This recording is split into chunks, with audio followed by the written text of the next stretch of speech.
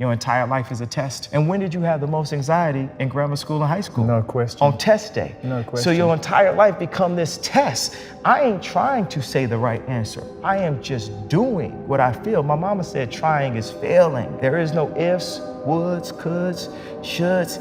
It just is, and we just are, and it is so. It's simple. That's like... Interesting about being alive is that you're all in. No matter what you do, you're all in. This is gonna kill you. So I think you might as well play the most magnificent game you can while you're waiting, because do you have anything better to do? Really? Why not pick the best thing possible that you could do? Why not do that? Maybe you could justify your wretched existence to yourself that way. I think you could, because you're more powerful than you think. Way more powerful than you think. I mean, God only knows what you are in the final analysis. You're blind to your own weaknesses, but you're also blind to your own strengths. And then it would be better for the community. It's like, how far could you take that?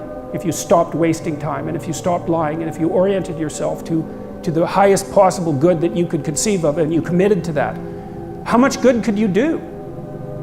Well, I would say, why don't you find out? The time is now. The time is now to express and for people to believe in themselves. The time is now for it to be okay to be great. People in this world shun people for being great, for being a bright color, for standing out. But the time is now to be okay to be the greatest you. Person, and work and get to the top of whatever it is that you want to get to the top of. You know, and stand up for yourself. Be a bit of a light on the world instead of a blight. You know? And you can tell young people that, and they haven't been told that by anyone now. And yeah, it might, so why don't you go do it?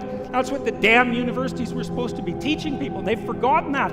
I would say ask her out, no matter who she is, whether she's a job or a new city, an opportunity or a fear or an actual person. You know, like whatever she is, man, ask her out. When you grow up, you tend to get told that the world is the way it is, and your life is just to live your life inside the world, try not to bash into the walls too much, try to have a nice family life, have fun, save a little money.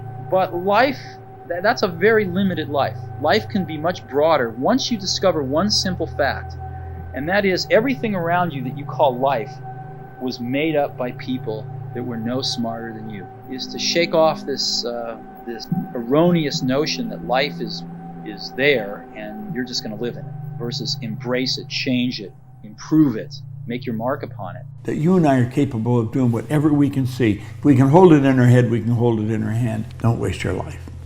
Set your goals high. Quit thinking about what's wrong. Start thinking what's right. Love a little more, hate a little less. You have no idea what you're capable of doing. Make up your mind today, you're going to figure it out. I had a difficult childhood, but there's no excuse for people not being able to do what they want to do. You can do anything.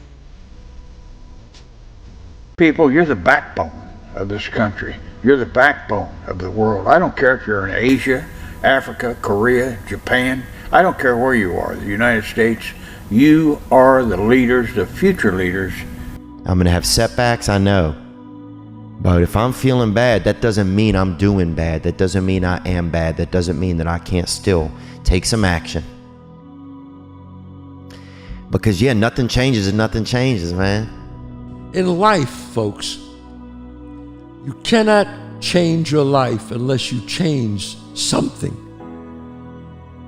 If you always do what you always did, you'll always get what you always got. Person, and work and get to the top of whatever it is that you want to get to the top of. You know, and stand up for yourself. Be a bit of a light on the world instead of a blight. You know, and you can tell young people that, and they haven't been. Yeah, it might. So why don't you go do it? That's what the damn universities were supposed to be teaching people. They've forgotten. What one great thing would you dare to dream if you knew you could not fail?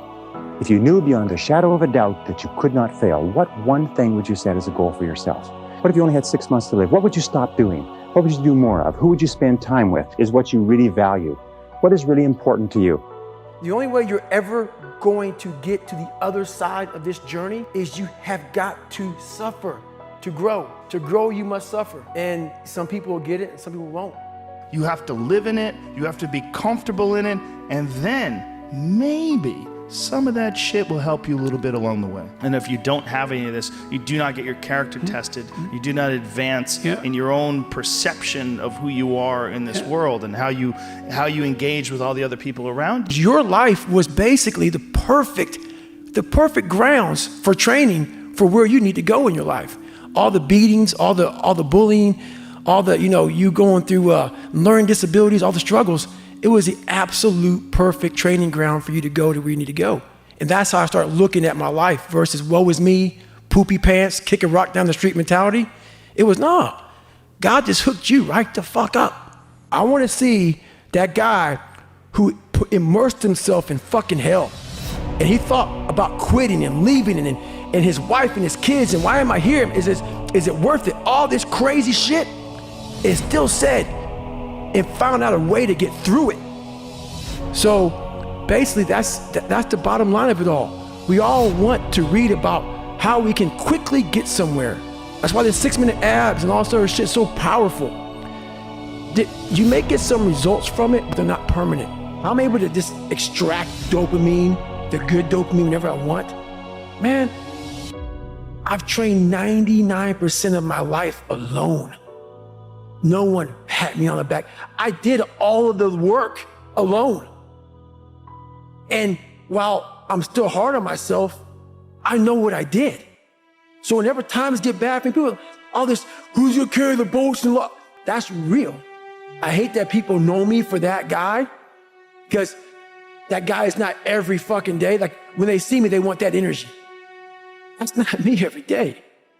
I can extract it immediately when I need to, because when you train alone, and I lived alone for so many years in this misery, and you're able to get out by yourself, I can take myself to such a level of real passion and purpose. And like the feeling I get is something I can't even explain by myself. I don't need anyone.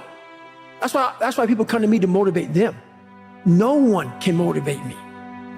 Difficult things make regular life less difficult. And that sounds so simplistic, but particularly physically difficult things. Because when you do things that are physically difficult, the strain of making yourself do those things, it's very valuable. It's not just valuable like exercise and fitness and martial arts and running and whatever you're doing that's really difficult. It's not just valuable in terms of like health and the way you look, but it's also valuable for your mind. There's so much opportunity on the other side of being willing to persist for an extended period of time on the correct path without getting positive reinforcement from your environment. And the longer you can stick with something without that positive feedback loop in terms of the big external thing, the easier the opportunities are, because so few people can pursue them. You're going to lose sleep. You'll doubt whether it'll work. You'll stress to make ends meet. You won't finish your to-do list. You'll wonder whether you made the right call and have no way to know for years. This is what hard feels like, and that's okay. Everything worth doing is hard. And the more worth doing it is, the harder it is. The greater the payoff, the greater the hardship. If it's hard, good. It means no one else will do it. More for you. You have to make that a tattoo on your fucking brain, so when that hard time comes again, you don't forget it. You may forget it for a second, but you can go back in the cookie jar, I call it. It's something that we've all endured. And tomorrow, I go back to the grind again and again and again and again. I don't have time to put you into the hate bank. There's no hate. It's all filtered out, man, through the grind. People don't get it. There's great joy in the grind. Great joy in the suffer. It totally cleanses your body out, man, of any kind of hate. Makes you grow up.